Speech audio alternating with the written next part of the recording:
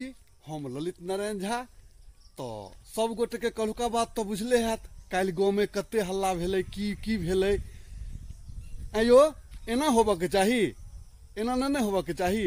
यानी सुनल बात पर आदमी यानी किछ से किछ कह देलक, कोनो गम फिकिर नहीं। ई नहीं कि पहले देखबै क्यों जे कहत हमरा कि जैसे कौआ कान लऽ कऽ भागल है, कान देखबै कि कौआ के कियारबै, कौआ के पकड़े छी। पढ़ लिख कऽ बुड़बक बनल छी। शिरोमणि भैया के काल्हि खुना हालत देखलियै, पछिमबाड़ी बाध में छलैया।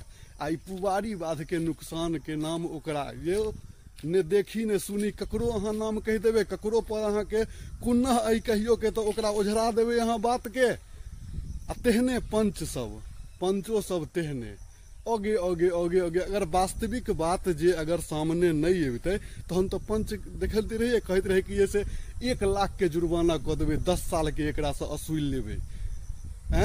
एगो पर अहाँ 100 आदमी लागल रहबै, नहीं एहन नहीं होबाक चाहिए है। एहन नहीं करियो यो, विचार में परिवर्तन लबियो।